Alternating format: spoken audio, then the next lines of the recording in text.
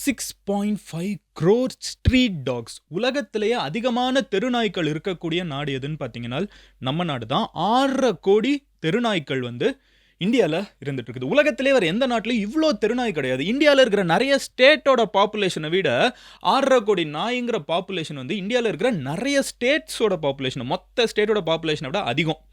உலகத்துல இருக்கிற மொத்த தமிழர்களோட எண்ணிக்கை 8 கோடின்னு சொல்றோம். நாய் மட்டும் இந்தியால வந்து 6 கோடி இருக்குது. ஸோ இவ்ளோ ஸ்ட்ரீட் டாக்ஸ் வந்து ஒரு சைடு இருக்குது. இப்ப இவ்ளோ ஸ்ட்ரீட் டாக்ஸ் இங்க இருக்கிறப்போ, அதுக்கு ஈக்குவலா நம்மளுக்கு வரக்கூடிய இன்னொரு விஷயம் என்ன அப்படின்னு பார்த்தீங்கன்னா, ராபீஸ். உலகத்திலேயே அதிகமான ராபீஸ் வந்து பாதிக்கப்படுற நாடும் நம்ம தான். பாதிக்கப்பட்டு இறந்து போற நாடும் நம்ம தான். ஒரு வருஷத்துக்கு 20,000 பேரு 20,000 ஹியூமன்ஸ் வந்து ராபீஸ் வந்து இறந்து போறாங்க. இதெல்லாம் போக நம்ம தமிழ்நாட்டையே எடுத்துப்போம். One of the highest rabies cases, one of the highest number of street dogs தமிழ்நாட்டுல இருக்குது, சென்னையில இருக்குது. லட்சக்கணக்கில் வந்து சென்னையில மட்டுமே வந்து தெருநாய்க்கள் இருக்குது. இது வந்து முக்கியமான ஒரு பிரச்சனையா? எஸ், ஒரு பிரச்சனை. அதுல வந்து செகண்ட் தாட்ஸே கிடையாது. ரெண்டு தரப்புல இருக்கிறவங்களும் இதை அட்ரஸ் பண்ணணும்னு சொல்றாங்க. 20,000 பேர் வந்து இறந்து போகிறத டாக் லவ்வரும் சரி, ஆர் வந்து இந்த ஸ்ட்ரீட் டாக்ஸ் வேணான்னு சொல்றவங்களும் சரி, யாருமே வந்து அதை என்கரேஜ் பண்ண போறது கிடையாது. 20,000 பேர் வந்து இறந்து போறாங்கிறது ஒரு burning issue in our hands. இது வந்து கோவிட் எல்லாம் முடிஞ்சு போய் இத்தனை வருஷம் கழிச்சு 2025ல நாய் கடிப்பட்டு 20,000 பேர் இறந்து போறாங்கிறது ஒரு நல்ல விஷயம் கிடையாது. கரெக்ட். அது இறந்து போற அந்த கடைசி ஃபேஸ் பாத்தீங்கன்னா ரொம்ப கொடூரமா இருக்குது. அட்ரஸ் பண்ணு ரெண்டு சைடும் சொல்றாங்க. பட் எப்படி அட்ரஸ் பண்ணும் அப்படின்னு சொல்றதுல வந்து டிஃபரன்ஸ் இருக்குது. முதல்ல வந்து நான்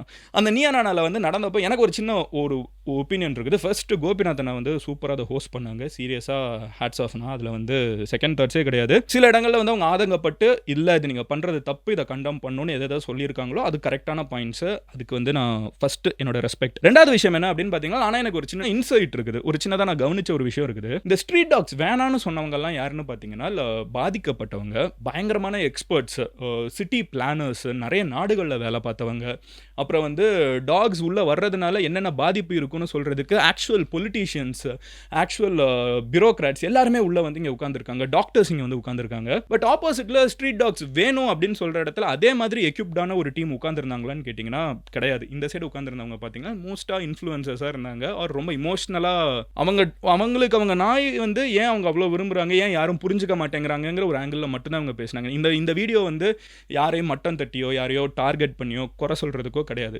எனக்கு இங்கே இருக்கிறவங்கள வந்து அவங்களுக்கு அது ஒரு ரொம்ப முக்கியமான ஒரு ஸ்ட்ரீட் டாக்ங்கிறது வெளியிலேருந்து பார்க்குற ஒருத்தங்களுக்கு வந்து இது ஒரு ஸ்ட்ரீட் டாக் தானேன்னு தோணலாம். இவங்களுக்கு வந்து ஆனால் அது தன்னோட ஒரு ஃபேமிலியில் ஒருத்தங்க மாதிரியோ அது தன்னோட ஒன்று, அது நம்மளுக்கு ரொம்ப தேவை அப்படின்னு நினைக்கிற ஒரு குரூப்பாக இருந்தாங்க. பட் பாயிண்டாக ஃபேக்சுவலாக எடுத்து வச்சு பேசுகிறதுக்கோ ஒரு எக்ஸ்பர்ட்ஸோ அங்கே இருக்காங்களா? ஏன் நாய் வேணும், ஸ்ட்ரீட் டாக்ஸ் வேணும்னு சொல்கிறதுக்கு ஒரு எக்ஸ்பர்ட் ஒப்பீனியனோட வந்து உட்காந்துருந்தாங்களா? ஒரு ப்ராப்பராக அனிமல் ஷெல்டர் ரன் பண்ணுறவங்க எத்தனை பேர் இருந்தாங்களான்லாம் கேட்டிங்கன்னா கிடையாது. ஆக்சுவலாக அதுவும் இருந்திருந்தால் அந்த ஆர்குமெண்ட் வந்து ஒன் சைடடாக இல்லாமல் இன்னும் ஃபேராக பேலன்ஸ் ஆயிருக்கும்னு நான் நினைக்கிறேன். But anyway with this team என்ன நடந்துச்சுங்கிறத நான் உங்ககிட்ட பேச ஆரம்பிக்கிறேன். ஃபர்ஸ்ட் வந்து எதனால தெருநாய் வேணும்னு சொல்கிறாங்க அப்படிங்கிறது வந்து ஆக்சுவலாக ரொம்ப கம்மியாக தான் பேசப்பட்டுச்சு. பட் அந்த பாயிண்ட்ஸ் என்னென்னு பார்த்தீங்கன்னா, ஃபஸ்ட்டு திருட்டு வந்து இன்க்ரீஸ் ஆகிடும்.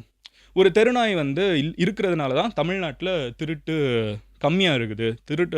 தெருநாயெல்லாம் போயிடுச்சுன்னா திருட்டு அதிகமாகிடும் அப்படிங்கிறாங்க. ரெண்டாவது பாயிண்ட் என்னன்னு பார்த்தீங்கன்னா, நரி வந்துடும், பூனை வந்துடும், எலி அதிகமாகிடும், குரங்கு உள்ள வந்துடும். இதெல்லாம் வந்து நிறைய ஊரில் இந்த மாதிரி நாயெல்லாம் நிறுத்தணும் அப்படின்னு நினச்சப்போ, ஏன்னா நாய் வந்து சாப்பிட்றது இந்த எலி பூனையெல்லாம் சாப்பிடுமா, அடிச்சு சாப்பிடும், ஸ்ட்ரீட்லலாம் சுற்றிட்டு இருக்குன்னா சாப்பிடும். இது ஸோ அதெல்லாம் நிறுத்திட்டாங்கன்னா இந்த மாதிரி ஃபாக்ஸு, கேட்டு, ரேட்டு, மங்கீஸ் இதெல்லாம் வந்துடும் அப்படிங்கிறாங்க. அடுத்த பாயிண்ட் என்ன அப்படின்னு பார்த்தீங்கன்னா, நாய் வந்து ரொம்ப இன்டெலிஜென்ட்டான ஒரு அனிமல். ஸ்ட்ரீட் டாக்ஸுமே வந்து ஒரு இன்டெலிஜென்ட்டான ஒரு அனிமல். அது வந்து யார் வந்து அவங்கள தாக்குறாங்களோ அவங்கள மட்டும் தான் தாக்கும். நீங்க பாட்டுக்கு உங்க வேலையை பார்த்துட்டு போங்க, ஏன் தெருநாய் உங்களை வந்து தாக்க போகுது அப்படின்னு இந்த சைட் ஸ்ட்ரீட் டாக்ஸ் வேணுங்கிறவங்க சொல்றாங்க. அடுத்து என்ன சொல்றேன்னா, அது ஒரு அனிமல் தானே, அதை ஏன் அப்படி கொல்லணும்? நீங்க அது பாட்டுக்கு அது வேலையை பார்த்துட்டு இருந்தீங்கன்னா அது பாட்டுக்கு உங்க வேலையை பார்த்துட்டு இருங்க, அது உங்களை எதுவும் பண்ணாதில்ல அப்படிங்கிறாங்க. பட் இதுல முக்கியமா அடுத்து என்னன்னு பார்த்தீங்கன்னா, அது வந்து எப்போ வேட்டையாடுது இல்லை எப்போ வந்து இன்னொருத்தங்களை கடிக்குதுன்னா அது பசியில் இருக்கிறப்போ தான். அப்போ அதுக்கு ஃபீட் பண்ணுங்க அப்படிங்கிற ஒரு விஷயத்த சொல்றாங்க தெருநாய்க்கு. இது எதுவுமே வீட்டில் வளர்க்குற நாய் கிடையாது, நல்லா தெரிஞ்சுக்கோங்க. இது வீட்டில் வளர்க்குற நாய் கிடையாது. ரோட்ல நீங்க இறங்கி போகிறப்போ இருக்கக்கூடிய நாய்களுக்கான ஆர்குமெண்ட்ஸ் இது.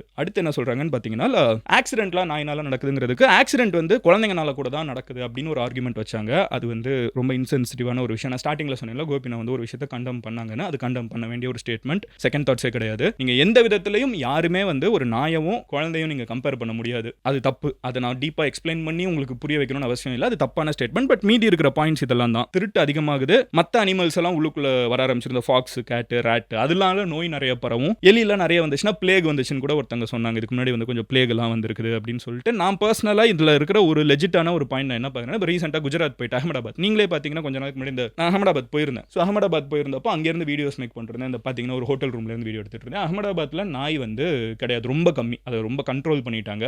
அங்க வந்து மற்ற அனிமல்ஸ் இருக்கான்னு கேட்டிங்கன்னா இருந்துச்சு. அகமதாபாத் சிட்டிக்குள்ள வந்து நான் நிறைய குரங்கெல்லாம் பார்த்தேன். பட் சிட்டிக்குள்ள நான் சொல்றேன், வேற எங்கேயும் சொல்ல. சிட்டி நல்லா ஹாட்டா, சிட்டிக்கு நடுவில் டிராஃபிக்ல வந்து குரங்கு இருந்துச்சு, நல்ல லாங் டெய்ல்டு மங்கீஸ் இருந்துச்சு. அதை பார்த்து எனக்கு பயமா இருந்துச்சு. நம்மளுக்கு வந்து நாய் ரோட்ல பார்த்துருக்கோம், இதுனா குரங்கு இவ்வளோ பெருசு பெருசாக இருக்குதுன்னு நான் யோசிச்சிருக்கேன். இதில் ஒரு ஆர்குமெண்ட் இருக்கா? இருக்குது. பட் இது வந்து ஸ்ட்ரீட் டாக்ஸ் வேணும்.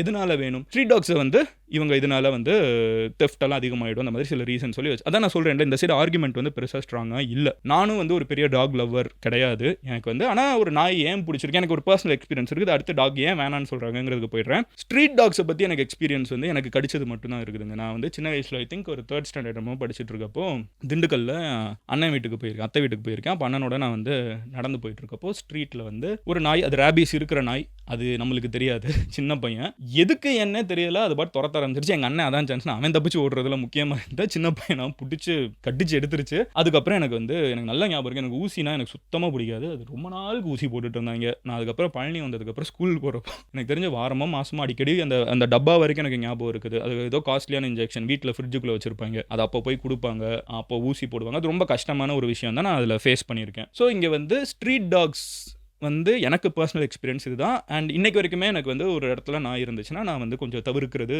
நடந்துட்டு தான் இருக்குது, வாடிக்கையாக இருக்குது. அண்ட் இதோட ஃபுல் வீடியோ நீங்கள் பார்க்கணும்னு நினச்சிங்கன்னா கீழே இருக்கிற லிங்கை கிளிக் பண்ணி பாருங்கள்.